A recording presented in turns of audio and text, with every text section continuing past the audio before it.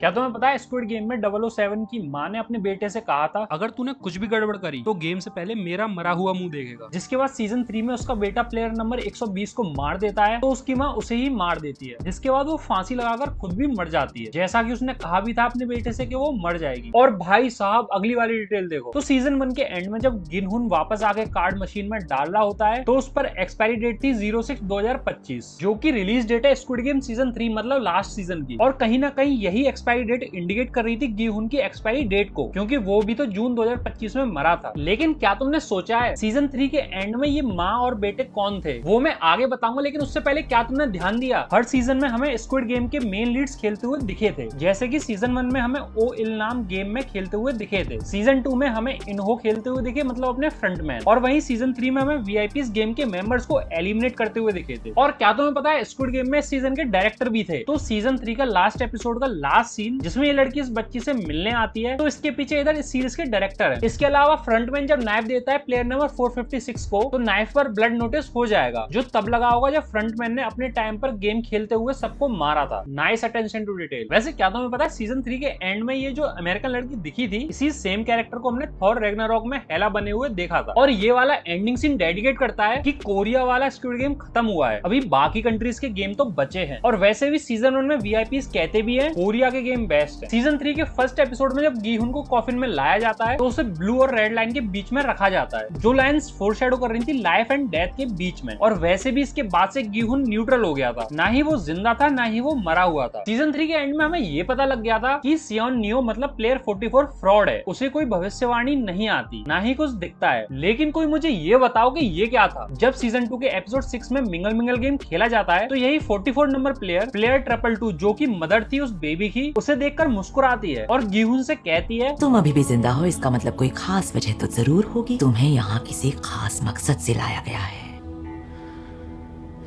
वैसे इंटरनेट पे कुछ थ्योरीज हैं कि स्क्विड गेम रियल में हुआ करता था 1986 के आसपास, जिसकी रियल इमेजेस तुम स्क्रीन पर देख भी सकते हो। सीजन 2 के दौरान हम मिले थे माँ बेटे के डुओ से। माँ जो कि प्लेयर नंबर 149 थी, उसके बालों में हमेशा एक नाइफ रहा करता था। लेकिन आप सोच रहे होंगे गार्ड्स ने उसके नाइफ को चेक कैसे नहीं किया, जबकि गार्ड्स ने प्लेयर नंबर 456 के ट्रैकर को हटा दिया था। ये गेम के रूल्स तो सबको फॉलो करने पड़ते हैं ना, लेकिन याद रखिए ये खेल सिर्फ प्लेयर्स के लिए फेयर होता है, वीआईपीज के लिए एंटरटेनमेंट है। तो किसी के पास छोटा मोटा वेपन होना उनके लिए थ्रिल बनाता है। और सीजन 3 में इस ब्लेड का यूज दो पर्सपेक्टिव से हुआ था। एक यूज तब हुआ था जब इन्होंने बच्चे की एम्बेलिकल कॉर्ड काटी थी, और दूसरे यूज में इन्होंने अपने बेटे को मार ही दिया था, जो कि दो चीज फोरशैडो कर रही थी। उसी नाइफ ने किसी बच्चे को जान भी दी और किसी को मारा भी। वैसे एक चीज देखो, सीजन 3 के एपिसोड 1 में जब रेड और ब्लू टीम डिसाइड होती है तो रेड में प्लेयर 149 होती है और ब्लू में उसका बेटा 007 होता है। और रूल ये था रेड वाली टीम ब्लू वालों को मारेगी, लेकिन वो अपनी टीम चेंज कर लेते हैं एक दूसरे से। उसके बावजूद भी प्लेयर 149 ही मारती है प्लेयर 007 को। फिर आता है जंप रोप गेम, एक ऐसा खेल जो हमने बचपन में सबने खेला भी होगा। अगर इस वाले गेम की म्यूजिक को तुम इंग्लिश में सुनोगे तो उसमें लाइन आती है लिटिल फ्रेंड टर्न अराउंड।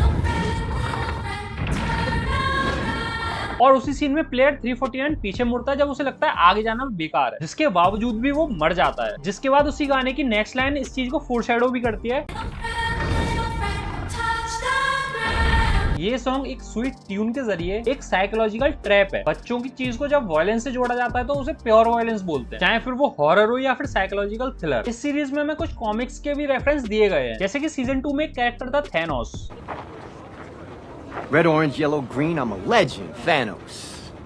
अगर उसकी फिंगर्स पर ध्यान दोगे तो इन्फिनिटी स्टोन जैसे कलर्स भी दिख जाएंगे, और उसके जो बाल पर्पल कलर के थे वो थैनोस को रेफरेंस दे रहे थे। और रोप जंप वाले सीन में फिर चुन्नी और उसके बच्चे के लिए वीआईपीज कहते भी हैं एक माँ अपने बच्चे के लिए कुछ भी कर सकती है कि वो अपने बच्चे के लिए शायद मार्वल की सुपर हीरो बन जाए। इससे हमारी प्लेयर 222 मार्वल की सुपर हीरो बन जाए। तो एक वीआईपी कहता है वंडर वुमन की तरह, जिसको करेक्ट करते हुए दूसरी वीआईपी बोलती है नहीं वो डीसी की कैरेक्टर है, वो मार्वल नहीं डीसी की कैरेक्टर है। अब ये चीज बहुत ही प्यारी सी डिटेल फोरशैडो कर रही है कि जो वीआईपीज हैं उन्हें फिक्शनल दुनिया से कोई मतलब ही नहीं है। जहां पर हम जैसे लोग मजे उठाते हैं इन चीजों को देख देख कर, वहां पर इन वीआईपीज को मजा आता है असली लोगों को मरते हुए देखने में, ना कि कोई मार्वल या डीसी की मूवी देखने। फिर एपिसोड 4 के एंड में गिहुन के सामने फ्रंटमैन एक हॉरिफाइंग चॉइस रखता है। वो चाहे तो बचे हुए कंटेस्टेंट्स को मारकर उस बच्चे के साथ जी सकता है या फिर वो सबको जिंदा छोड़ दे। अब ये एक तरीके से फोरशैडो कर रही थी उस वाली स्टोरी को जिसमें एक ट्रेन के सामने दो ट्रैक्स होते हैं, एक ट्रैक पर कई सारे लोग और दूसरे ट्रैक पर अपना कोई या फिर खुद की सेफ्टी हो। लेकिन गीहुन किसी को नहीं मारता। वहीं पर हमें फ्रंटमैन की बैक स्टोरी दिखाते हैं कि फ्रंटमैन ने सबको मार दिया था गेम के अंदर। अब फ्रंटमैन ने ये चॉइस गीहुन को दी थी ताकि वो अपना गिल्ट थोड़ा बहुत कम कर सके। लेकिन जब गीहुन किसी को नहीं मारता तो फ्रंटमैन को सबसे ज्यादा गिल्ट फील होता है, जिस वजह से उसका कैरेक्टर आर्क भी चेंज हो जाता है एंडिंग के टाइम पर। एपिसोड 4 का डिनर सीन एक ऐसे रूम में होता है जो कि गोल होता है। उस गोल स्ट्रक्चर का सिंबॉलिक लिंक है फाइनल गेम के सर्कल पुश मैकेनिज्म से। फाइनल टावर भी एक गोल टावर होता है और इस सीजन के मोस्ट ऑफ द गेम्स में सर्कल वाला जो साइन था वो बहुत ज्यादा इंपॉर्टेंट था। अब अगर तुम्हें याद हो तो सीजन 1 का final dinner table triangle shape में हुआ था और ये सिर्फ डिजाइन एलिमेंट्स नहीं है, ये शो के अंदर छुपे लेयर्स और साइकोलॉजिकल मीनिंग्स का हिस्सा है। फिर जब कैप्टन पार्क के घर में गीहुन का बंदा घुस जाता है तो हमें कई सारे फोटोज दिखते हैं वॉल पर, जिसमें कैप्टन पार्क के साथ फ्रंटमैन होता है और एक फोटो में तो वो रिक्रूटर भी होता है जो कि सीजन 2 में मारा गया था। अब कई लोग कह रहे हैं कैप्टन पार्क भी फ्रंटमैन के साथ गेम में खेला था, लेकिन मेरे हिसाब से तो फ्रंटमैन ने सबको मार दिया था एंड वाले राउंड में, तो कैप्टन पार्क का वहां पर होना कोई मतलब ही नहीं बनाता। शायद किसी और सीजन में हमें इनकी बैक स्टोरी दिखाई जाए। इसके बाद हाइड एंड सीक वाले गेम में अगर तुमने ध्यान दिया हो तो वॉल्स पर कई सारे हैंडप्रिंट्स बने होते हैं बच्चों के, जो कि कई सारे डिफरेंट कलर्स के दिखते भी हैं। लेकिन जिस गेट से एग्जिट होता है उस गेट पर अगर ध्यान दो तो कई सारे रेड हैंडप्रिंट्स दिख जाएंगे, जो कि ये चीज फोरशैडो कर रहे हैं कि यहाँ तक आते आते कई लोग जख्मी हो गए हैं और खून से लथपथ हो चुके होंगे, जिस वजह से उनके हाथों में खून है। जो भी स्क्विड गेम का विनर बनता है उनको जो कार्ड मिलता है वो ब्लैक एनवेलप में पिंक रिबन के साथ मिलता है। अब वहीं अगर तुमने ध्यान दिया हो जितनी भी डेड बॉडीज जाती हैं वो ब्लैक बॉक्स और पिंक रिबन के साथ बनकर जाती हैं। अब यही एनवेलप फोरशैडो कर रहा है कि जितने भी लोग मरते हैं उन सबके मरने का प्राइज ही विनर को मिलता है, जो कि ऑब्वियस सी बात है, हमें सीजन के अंदर भी बताया जाता है कि जितने लोग मरेंगे उतना ज्यादा पैसा बढ़ता जाएगा। फिर हाँ, एक चीज मुझे बतानी थी कि लास्ट में जो माँ बेटे दिखाए गए थे वो कौन थे। अब तुमने कई सारी वीडियोस देखी होंगी जो कि एंडिंग एक्सप्लेनेशन के ऊपर बनी भी हैं, लेकिन उनमें से किसी ने भी ये नहीं बताया कि भाई ये कौन थे। और मुझे पता है कई लोगों को इस चीज में कंफ्यूजन भी होगी, तो मैं तुम्हें बता दूं वो एक्चुअली में सीजन 1 से कनेक्टेड था। जो कैंगसी ब्योक थी ना, मतलब प्लेयर नंबर 67, उसी की माँ और भाई हैं ये दोनों, जो कि मिल नहीं पा रहे थे, लेकिन सीजन 3 के एंड में वो भी मिल ही गए। वैसे क्या तुम्हें पता है लास्ट में गीहुन की बेटी अचानक इसलिए भागी थी फ्रंटमैन के पीछे ताकि वो उससे डेबिट कार्ड का पिन पूछ सके, क्योंकि भाई फ्रंटमैन तो पिन बता के ही नहीं गया था।